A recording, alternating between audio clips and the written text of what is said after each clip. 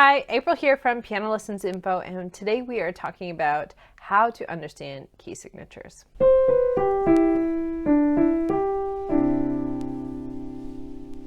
So the easiest way to understand a key signature, I think, is to think about it in terms of a scale. So we want our scales to sound a certain way, and the way that we want it to sound in our kind of music language is like that. Okay, so what key signatures do is make every key sound like that in a way. So for example, if I played no black notes and I started on F, it doesn't sound quite right. So C is the only one where you can play all white notes on the piano. Here is another one. Okay, so they sound different, and what is different is they're missing their sharp or flat. So if I start on F and I played that black note there, now it sounds right. Okay, so that's how I like to think about it in terms of explaining it. So in key signatures, we have two groups. We've got sharps, we have flats. They don't combine. They're two separate groups.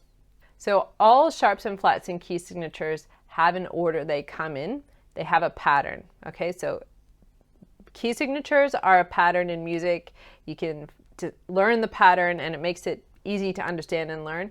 It's the same as kind of everything else in music. There is a pattern. Okay, so the sharps have an order, and they always follow the same order. So if you have one sharp, it's going to be F sharp. If you have two sharps, it's going to be F sharp and C sharp. So they're always going to have those. If you have three sharps, F, C sharp, G sharp. Okay, so they always follow that order. And so you can learn this order so that if you know you have a key that has one sharp, you know it's F sharp. If you've got one that's got two sharps, you know it's F sharp and C sharp. Okay, so the order for sharps, you can learn a saying, and the saying that I learned in music class in high school was, Father Charles goes down and ends battle. So that is the order of the sharps. So if you read sheet music, you will see these sharps in this order in the music, F, C, G, D. You might be backwards from me, but anyway. Okay, so on the piano, Father Charles, F sharp, C sharp, goes down and ends, E sharp, battle, B sharp. Okay, so that's the order of the sharps. Now, the flats have their own order, and the first bit is easy. It spells the word bead, B-E-A-D. So that's the order of the flats. So a key with one flat has B flat. A key with two flats has E flat. And three flats, A flat. Okay, so like that. So B-E-A-D, go catch fish is the end. Okay, so that is the saying. Bead, go catch fish for flats. I used to just memorize the ending bit, but later learned about that little saying on the end.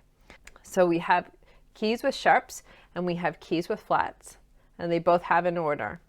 So now you have a choice as to what you want to do. You can learn the keys and how many sharps and flats they have and memorize that. So you can just memorize it, or you can learn another pattern because what you want to be able to know is how many sharps or flats a key has. So one of the common ways people do this is with the circle of fifths. That's something that you can learn, and I'll just touch on it quickly, but I'm going to teach you a different way. So a circle of fifths is basically, you have to know how far apart notes are. So on the piano, we've got C, C, D, E, F, G. Okay, so that's 5 notes up, 1, 2, 3, 4, 5, and G has one sharp, Father, F sharp, okay? And then from G, we can go up 5, 1, 2, 3, 4, 5. We've got D, D's got 2 sharps, and it's going to be F sharp, because we're always going to have that, Father and Charles, like that. Okay, so you can just keep going along that until you get to the end. And eventually, like when you're on B, you're going to go to F sharp because that's in the key signature at that point. Okay, so that's just one thing to keep in mind there. But before that, you're all on white notes. But there is another way that I think is also quite easy and useful, and it is using the saying. So we've got the saying, Father Charles goes down and ends battle. Okay, so if you had a G chord, for example, you want to play in the key of G. So we've got G here. Now, how you can figure out the key signature is to look at the note that comes directly before it, which is F sharp. So in the saying, Father Charles goes down and ends battle, F sharp is the very first one, and it's got 1 sharp. Okay, so let's do this with a random note. Okay, so we are on B. So if we look at B and the note that comes right before it, which is A sharp, okay, then from here, we know A sharp, we've got to find A in the saying, Father Charles goes down and. Okay, so we've got 5 sharps for the key of B, and we know what they are. Father Charles goes down and. Okay, so if you are on B, not flats, because B flat is the first in the order of the flats. Okay, this actually could be C flat major, but that's a really hard one, so it's less common. So if you have a starting note on a black note, some of these can be both sharps or flats. And so I will just tell you, if you're on C sharp, make it D flat, because D flat's got 5 flats, C sharp's got Father Charles goes down and ends battle, B sharp. Okay, so it's got 7 sharps. So we will make that D flat. It's easier to think about and read. D sharp, E flat, make it flat. F sharp, you can go either way because there's a lot of flats or a lot of sharps on this one. A flat, B flat. So basically on the black notes, if you're unsure of what to call it, make it a flat, except for F sharp. Father Charles goes down and ends, so it'll be 6 sharps, but for flats, we also have lots of them. Okay, so it's kind of equal. Okay, so we'll get into the flats in a moment. Okay, so let me summarize this because I know it can be quite confusing. You can use the circle of fifths or you can use the saying method. Let's do one more for sharps and let's find E. Okay, so we're on E, we're on a white note. We want to figure out what key it's going to be. Okay, so we look at this one right before and we're going to say it's a sharp. And so Father Charles goes down 4 sharps. Okay, so that's one method for learning.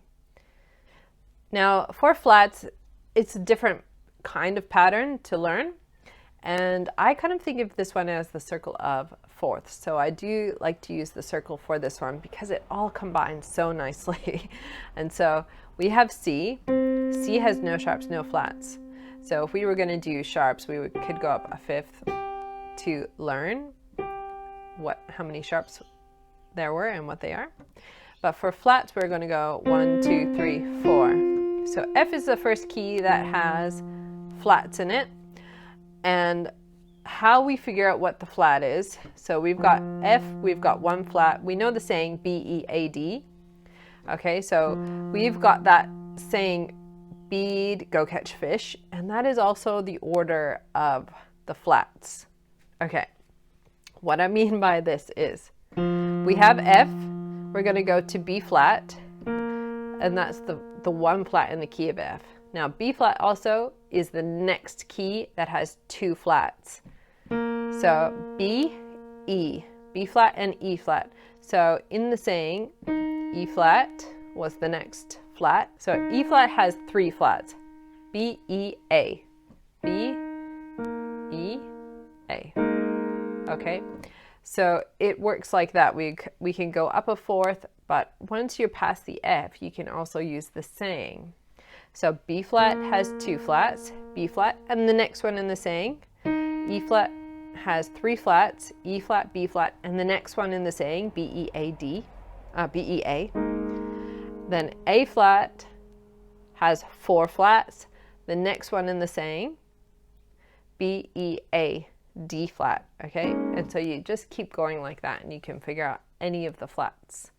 So I like that cute, handy pattern. So if that works better for you, thinking about it in terms of how far away they are, it's not quite the same for sharps, but you can use the circle of fifths for sharps if that works better for you than figuring out what it's going to be.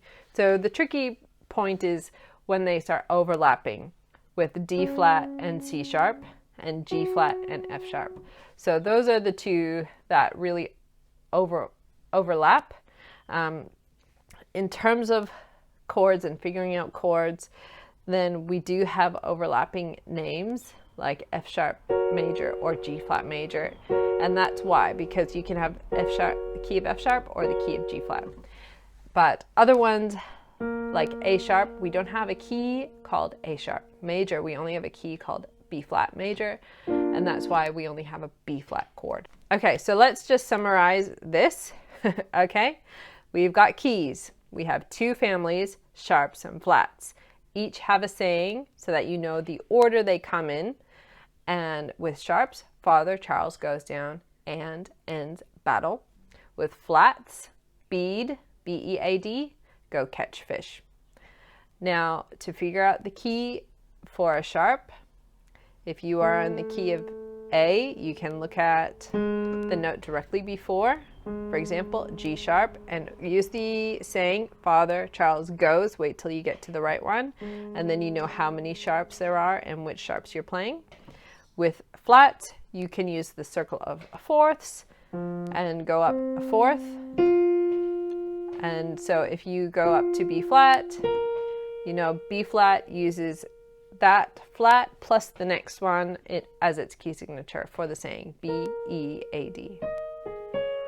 Okay, so I hope that makes sense for you, and let me know if you have any questions. I know it's a big video, but key signatures can be a little bit complex. So the other thing you can do is just memorize it and not worry about all these patterns and just learn what they are. So I will have a little quiz attached below in the description, so you can go and try that out if you want, and I will see you in the next one. Okay, bye.